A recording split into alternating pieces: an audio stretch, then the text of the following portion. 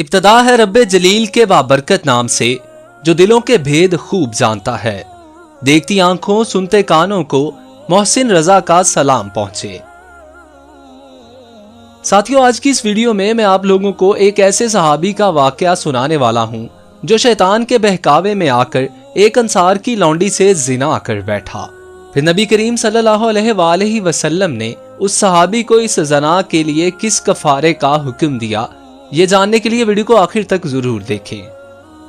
ایک نوجوان صحابی جسے لوگ ماغر کے نام سے جانتے تھے، اس کی شادی مدینہ منورہ میں ہوئی تھی۔ ایک دن شیطان نے اسے پھسلایا، اسے انصاری کی لونڈی پر مائل کر دیا اور راہ حق سے ہٹانے کی کوشش کی۔ ماغر شیطان کے جال میں پھنسا اور اس لونڈی کو تنہائی میں لے گیا۔ اب یہ دونوں تھے اور تیسرا ان میں شیطان تھا۔ وہ برائی کو ان دونوں کے لیے نہایت خوبصورت اور پرکشش بنا کر پیش کر رہا تھا۔ وہ دونوں بہک گئے اور جوانی کی طغیانی کا شکار ہو گئے۔ جب ماغر اپنے جرم سے فارغ ہوا تو شیطان نے اس کا ساتھ چھوڑ دیا۔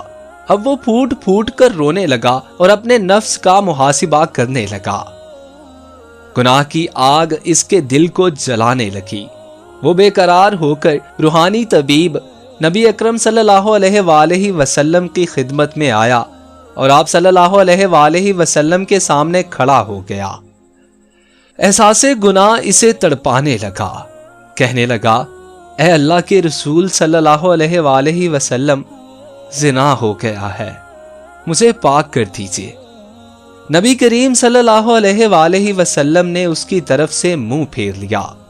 وہ دوسری جانب آ گیا، اے اللہ کے رسول، میں شیطان کے جھانسے میں آ گیا، زنا کر بیٹھا، مجھے پاک کر دیجئے۔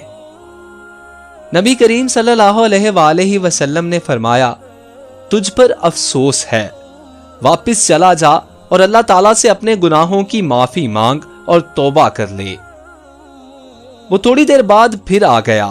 گناہ کی آگ نے اس کا آرام چھین لیا، وہ صبر نہ کر سکا۔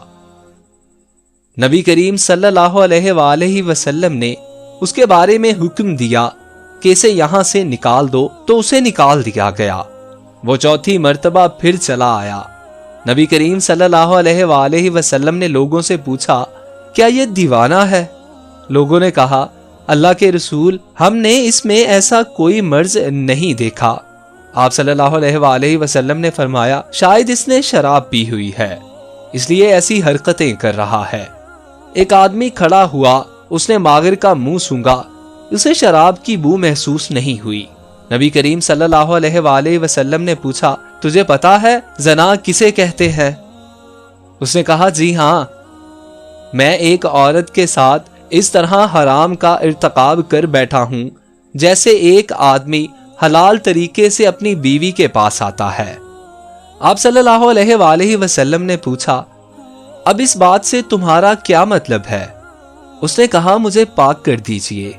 نبی کریم صلی اللہ علیہ وآلہ وسلم نے مکمل تفتیش کرائی، جرم ثابت ہونے پر حد جاری فرمائی۔ آپ صلی اللہ علیہ وآلہ وسلم نے حکم دیا اور اسے سنگسار کر دیا گیا۔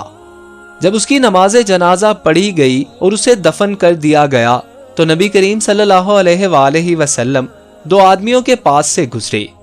وہ آدمی آپس میں باتیں کر رہے تھے کہ دیکھو، اس آدمی پر اللہ نے پردہ ڈالا تھا، لیکن اس نے اپنے آپ کو خود ہی ہلاکت میں ڈال لیا، حتیٰ کہ اسے پتھر مار مار کر یوں ہلاک کر دیا گیا جیسے کتے مار دیے جاتے ہیں۔ نبی کریم صلی اللہ علیہ وآلہ وسلم خاموش ہو گئے۔ آگے ایک مردہ گدھا پڑا ہوا تھا، اسے دھوپ نے جلا دیا تھا اور وہ پھول گیا تھا۔ نبی کریم صلی اللہ علیہ وآلہ وسلم نے اس گدھے کو دیکھا تو پوچھا، فلاں فلاں آدمی کدھر ہیں؟ وہ دونوں بولے، اللہ کے رسول، ہم یہاں ہیں۔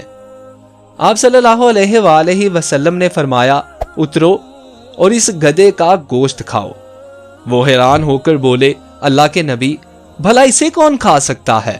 آپ صلی اللہ علیہ وآلہ وسلم نے فرمایا، ابھی جو تم اپنے بھائی کی عزت پامال کر رہے تھے وہ اس گدھے کو کھانے سے بھی زیادہ بدتر ہے۔ ماغر نے ایسی سچی توبہ کی ہے، اگر یہ امت کے مابین تقسیم کر دی جائے تو انہیں کافی ہو جائے۔ مجھے اس ذات کی قسم جس کے ہاتھ میں میری جان ہے، وہ اس وقت جنت کی نہروں میں غوطے لگا رہا ہے۔ خوشخبری ہے ماغر بن مالک کے لیے، وہ جوانی کی بھول کا شکار ہوا اور اپنے رب کے درمیان پڑے ہوئے پردے کو پامال کیا۔ گناہ نے اسے چین سے بیٹھنے نہ دیا تو اس نے ایسی توبہ کی کہ اگر امت کے درمیان تقسیم کر دی جاتی تو تمام لوگوں کے گناہوں کی معافی کا ذریعہ بن جاتی۔ تو دوستو، کیسی لگی آج کی ہماری یہ ویڈیو؟ اگر آپ لوگوں کو ہماری ویڈیو پسند آئی ہو تو براہ کرم ویڈیو کو لائک کیجئے، ہمارے channel Urdu info T V کو سبسکرائب کر کے ساتھ لگے بیل آئیکن کو پریس کر دیجئے تاکہ اس قسم کی ہر نئی آنے والی ویڈیو بر وقت آپ تک پہنچ سکے۔ اللہ آپ کا اور میرا حامی و ناصر ہو۔ اللہ نگہبان۔